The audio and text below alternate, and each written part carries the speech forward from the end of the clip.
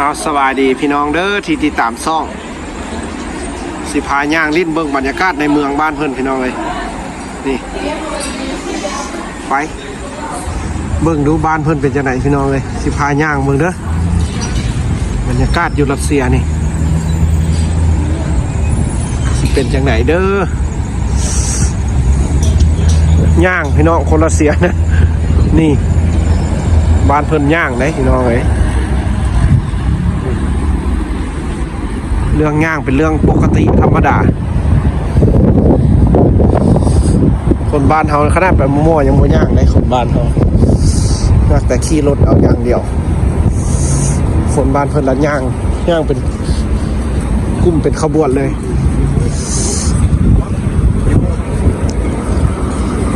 เฉียวดิ้นมือพักพี่น้องเลยมีเวลาเอาหลายพาย่างเบิ่งเมืองบ้านเพิ่นชีวิตอยู่รัสเซียสิมีอย่างแน่เป็นอย่างแน่บ้านเพิ่นสิใช้ชีวิตจังไหนเบิ่งคนในเมืองบ้านเพิ่นไปมาจังไหนนี่มันฮอดไฟเขียวแล้วนี่แล่นแล้วแม่สิหมดเวลาแล้ว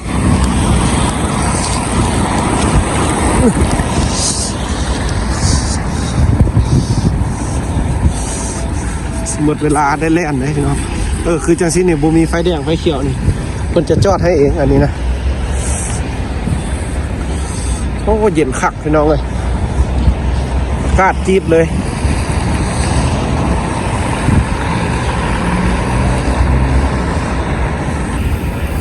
เอาพี่น้องพาย่างลิ้นเด้อเบิ่งในเมืองน้อยนึงพี่น้องเบิ่งบ้านเพิ่นเป็นจังไหนเพิ่นก็ยังย่างเฮาก็สิย่างพี่น้องเลยเย็นสุดจะอยู่ดุนบ่ได้พี่น้องเลยนี่พาย่างจากบึดเบิ่งบรรยากาศอยู่บ้านเพิ่นเด้อโอ้ความเย็นความหนาวสุดๆแหละพี่น้องเลยคัก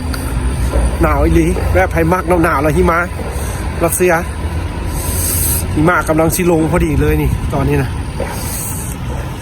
ย่างพี่น้องเลยสายเดียวมื้อนี้นะเป็นมื้อพักโรงเรียนวันอาทิตย์ออกมาย่างลิ้นแต่ว่าบ่เห็นแดดเด้อพี่น้องอยู่บ้านเพิ่นบ่มีแดดเลยแดดจะบ่มีอยู่บ้านเพิ่นนะหายากเข้ามาอยู่นี่สิฮอด2 ทิศละสิเข้า2 ทิศละยังบ่เห็นแดดพี่น้องเลยมีแต่หิมะกับมืดครึ้มจังเดียวเลยใช้ชีวิตแบบลำบากเลยพี่น้องอยู่รัสเซียนะลำบากคักเลยก็พอได้เรื่องอยู่แบบมากความอดทนมากชีวิตแบบลุยๆนิดนึงมาสัมผัสพี่น้องเลยชีวิตครั้งหนึ่งต้องมาโลดคันมีโอกาสได้มาแล้วที่มาโมเมนต์ที่ตั้งใจมากับโมเมนต์พี่น้องเลยถ้าเขามีเงินหลายก็มาเที่ยวกับคักอันนี้เขาก็ถือว่ามีโอกาสได้มาศึกษาอยู่พี่แล้วก็สิถ่ายบรรยากาศการใช้ชีวิตอยู่พี่น้องเลยเพื่อพี่น้องทางบ้านได้เห็นพ่อแม่หมู่คู่เพื่อเพิ่นมาให้กำลังใจและกาพี่น้องทางเมืองไทยที่ติดตามซ่องของเราตลอดมาพี่น้องเลยเอาไปสิไทยหลายๆมุมหลายๆการดำรงชีวิตพี่น้องเลยชีวิตของเขาแล้วก็ยังเบิ่งชีวิตของเพิ่นอยู่บ้านอันนี้ถือว่าเป็นในเมืองแล้วเด้อพี่น้องเลยกลางเมืองและของพามาย่างนี่รัสเซียพี่น้องเลยลูกบ้านเพิ่นน่ะเป็นสิพี่น้องเลยบ่มีอันสะพานซอย2-3 ชั้นบ่มีอยู่นี่นะพี่น้องเลยประเทศรัสเซียนะมีแต่แบบคนย่างลิ้นย่างหัวสิละบรรยากาศรถเมล์ขี่รถเมล์เขาก็ขี่รถเมล์มาวันเมื่อก็ขี่รถเมล์เมื่อพี่น้องเดี๋ยวข้ามทางกลับคนบ้านเทินกันหนาวคือกันนะพี่น้องมันก็เย็นอากาศกันเลยสี่แยกกลางเมือง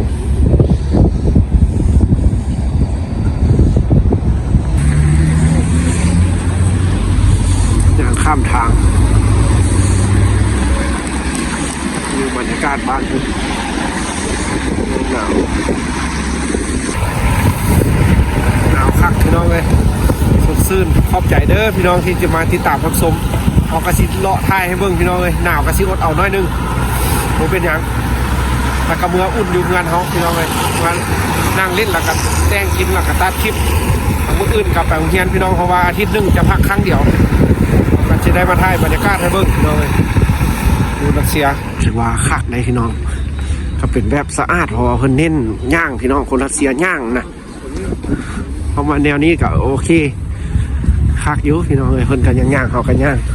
อันนี้น่าจะเป็นเพิ่นที่มาก็วางขายเครื่องพี่น้องแต่เพิ่นสิเซาแล้วขายเครื่องโบราณเก่าได้นี่Здравствуйте вам. А? Это сколько это? Это? Да. Это 2,5. Две половины. А? 200, да? 200. 2,5 да. 2000. Ну, за 2, ладно. Забирай за 2. Да. В сумме по 8, по 9 тысяч, там современные. О, Там нехорошие. 200 или 2000. 2000, 2000. О, это дорого, да. Дорого? Да. Не надо брать. Да. Это вот это на кассу, это подарок. Да. Подарок. О, Китайцы, да? да, Китай,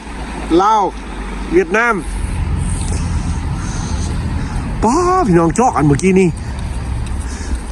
2,000พี่น้องราคาบ้านเฮาก็600,000เงินมันเป็นอันจอกที่แบบสำหรับอยู่รถไฟพี่น้องสมพออยู่รถไฟเพิ่นบ่ขายเพิ่นให้เช่ามันแพงพี่น้องเอ้ยหรือเวียตื้อซะแล้วแม่นถึก 2,000 ป่ายฮึก 2,000 รัสเซียแต่ฮึกเงินลาวเฮาหั่นคือ600,000พี่น้อง600,000พุ่นแหละเพราะว่าล้านหนึ่งจะถึกแต่ 3,000 3,700 3,800พี่น้องเลยเขาก็บ่เคยถามเพิ่นจะคือกันถือว่าแพงพี่น้องเลยเอาย่างต่อพี่น้องเลยมีอย่างก็เบิ่งไปนำกันจังซี่ชีวิตอยู่รัสเซียพี่น้องเขาก็บ่ฮู้จักอย่างหลายก็มีสิท้ายให้เบิ่งพี่น้องเลยที่มาใช้ชีวิตอยู่พี่แล้วจังไปฮอกันอยู่บ้านเฮาป้าจอกแก้วพี่น้องที่นี่นะอันบ่แม่นจอกนะเป็นแบบอันห้องจอกที่แบบเพิ่นมักกินน้ำซานะคนรัสเซียนะพี่น้องราคาจะอยู่600,000เงินกีบเฮาผู้ใดพี่น้อง 2,000 นั่นรูเบิลหรือเวียดตื้อซาพี่น้องเอ้ยสมพอเฮามาเห็นอยู่รถไฟหั่นเพิ่นบ่ได้ขายได้อยู่รถไฟเฮาขึ้นว่าเขาเจ้ามานั่งกินหั่นแล้วเพิ่นขายอย่าเพิ่นเศร้ามานั่งแบบจิบน้ำมันทางกาแฟริมทางเบิ่มชมบรรยากาศสินะโอ้เย็นคักพี่น้องเอ้ยไปลุยต่อจะง่ายมือพักได้พี่น้องเอ้ยพาย่างได้เปิดหูเปิดตาจากบ้านเพิ่นเมืองบ้านเพิ่นตัวสิเป็นจังไดเมืองหนาวเบาบ้านนอกพี่น้องเอ้ยมาอาศัยดินแดนรัสเซียวิวทิวทัศน์บ้านเพิ่นบรรยากาศในเมืองผู้คนบ้านเพิ่นพี่น้องเลยกันย่างใช้ชีวิตกันจากสิพี่น้องเนี่ยพูดเขาสิไปขึ้นรถเมล์อยู่พูดละกับเมืองพี่น้องเลยหนาวเลยดิขอบใจพี่น้องเด้อที่ตามรับชมคลิปพี่น้องเลยการใช้ชีวิตอยู่รัสเซียพี่น้องก็สิได้เห็นบรรยากาศอยู่พี่น้องเลยคนรัสเซียเพิ่นอยู่จังไหนไปจังไหนเป็นหยังเพิ่นจึงมักไปเที่ยวเมืองไทยพี่น้องเลยไปเที่ยวบ่พอบางเทื่อเพิ่นก็อาศัยอยู่เพิ่นเลยบางคนรัสเซียพี่น้องเลยว่าบ้านเพิ่นมันหนาวพี่น้องหนาวแท้รัสเซียน่ะหนาวอีหลี-6 องศาพี่น้องมื้อนี้น่ะค่ำไปเขาได้แห้งลบไปหลายนี่กับบ้านเพิ่นพี่น้องเอ้ยคนในเมืองบ้านเพิ่นเมืองจูเม่นพี่น้องเอ้ยประเทศรัสเซียเด้อ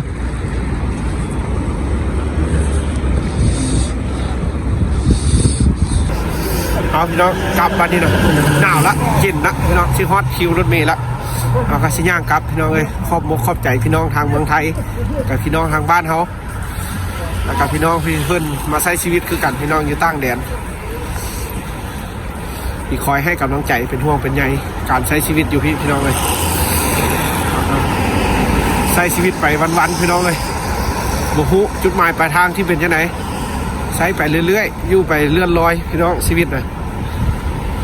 เป็นอย่างครับเป็นเมื่อเขาเลือกมาแล้วก็ต้องได้อดทนพี่น้องเลยมันหนาวอดทนทั้ง สภาพอากาศอดทนทั้งการกินอยู่ภาษาปากเว้าพี่น้องเลยอยู่ไปน้ำกันสิได้อย่างแน่พี่น้องเลยเมื่อจากสำเร็จอยู่นี่แล้วจังสิไปบ้านเฮาสิได้มีอย่างแน่ประสบการณ์ชีวิตครั้งหนึ่งเมื่อมันเดินบ่ทึกก็จังค่อยว่ากันไหมคันเดินทึกก็ถือว่าโอเคเราก็สิมีโอกาสได้ไปช่วยเหลือพี่น้องที่ลำบากกันเฮาหลายพี่น้องเลยบางคนก็ยังลำบากกันเฮาถ้าเฮาได้ดีมีสุขเขาก็สิไปช่วยเหลือเพิ่นผู้ที่ยังทุกข์ยากเขาตั้งใจไว้แล้วพี่น้องเลยเพราะว่ามักการช่วยเหลือได้เอาก็ได้ถ้ามีแม่นให้รถเอาบายบายอยู่คิวรถเมล์แล้วพี่น้องเมื่อปะนี่นะเจอกันใหม่คลิปหน้าพี่น้องเดี๋ยวสิพามาย่างอีกหนาว